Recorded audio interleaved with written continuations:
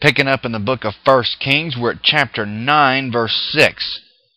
Continuing, but if you shall at all turn from following me, you or your children, and will not keep my commandments and my statutes which I have set before you, but go and serve other gods and worship them, then will I cut off Israel out of the land which I have given them, and this house which I have hallowed for my name will I cast out of my sight.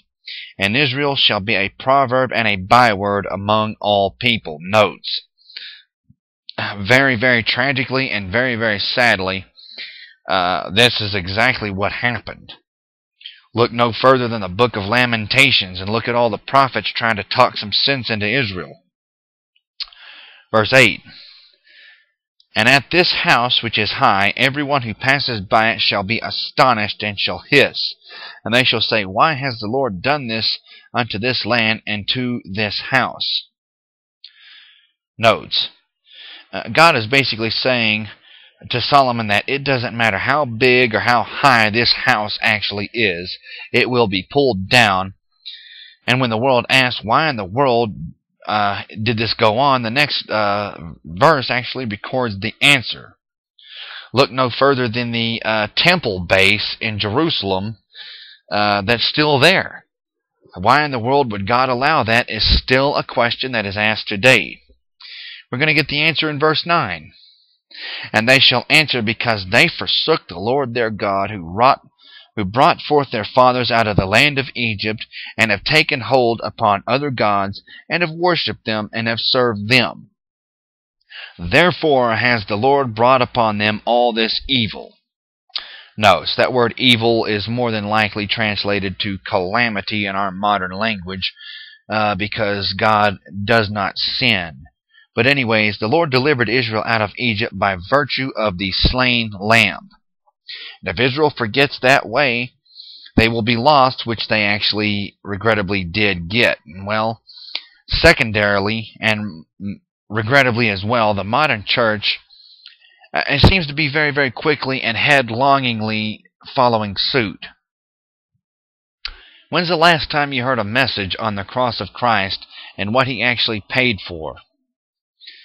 That's a question you need to ask your churches. That's definitely one of the first things you should ask anyone in any kind of a church. Verse 10. And it came to pass at the end of 20 years, when Solomon had built the two houses, the house of the Lord and the king's house. Notes. Well, in a sense, both houses are regarded as one house. If the house of sacrifice, in effect the cross, maintains its way, the other house, which symbolizes government, the government of God, will be correct as well. When the cross is ignored or rejected, the government also goes awry. Verse 11. Now Hiram the king of Tyre had furnished Solomon with cedar trees and fir trees and with gold according to all his desire. Continuing, that then King Solomon gave Hiram 20 cities in the land of Galilee. Notes. Even though this area bordered the kingdom of Tyre, Solomon should not have ever have done this. No part of God's land must be conveyed to a foreigner, that they may have dominion over the people of the Lord. Leviticus 25:23 and Deuteronomy 17:15. Okay, he made a big blunder when he did this. The judgment for such is recorded in Joel chapter 3, around verses 2 through 6. He made a very huge mistake when he did this. Verse 12. And Hiram came out from Tyre to see the cities which Solomon had given him, and they pleased him not. And he said, what cities are these which you have given me, my brother? And he called them the land of Kabul unto this day. Notes. Now, this word Kabul, in a particular sense, almost means the same thing as Belial. It means worthless. They were not at all worthless to the Lord, because Galilee would be the area which where the Messiah, the Lord Jesus Christ, would make his headquarters. This shows that Solomon did not realize their significance either. Not one part of our life or living as a believer must be given over to Satan, or else it's gonna bring disaster. It can bring nothing less than disaster. You'll have the devil trying to destroy you with his lies and deceit, and you'll have God on top of you judging you for believing them. So it's a lose-lose situation. Verse 14. And Hiram sent to the king 6 talents of gold. Notes. That'd be about $20 to $35 million in our current calculations. Quite a payday, if you ask me. Verse 15. And this is the reason of the levy which King Solomon raised, for to build the house of the Lord and his own house, and Milo and the walls of Jerusalem, and Hazor and Megiddo and Gezer. For Pharaoh king of Egypt had gone up and taken Gezer, and burnt it with fire, and slain the Canaanites who dwelt in the city, and given it for a present unto his daughter Solomon's wife. Notes. Gezer, nearly 600 years before, had been allotted to Ephraim. That's recorded in Joshua chapter 16, verse 3. And it was designated as a Levitical city in Joshua 21:21. But apparently the Canaanite inhabitants had never been dispossessed until Pharaoh got his grubby little hands on them. I'm having a little difficulty turning the page. Verse 17. And Solomon built Gezer and Beth-horon the nether. Notes. In other words, he built this Beth-horon very, very, very close nearby to Gezer, almost in the way that we think of as a suburb. Verse 18.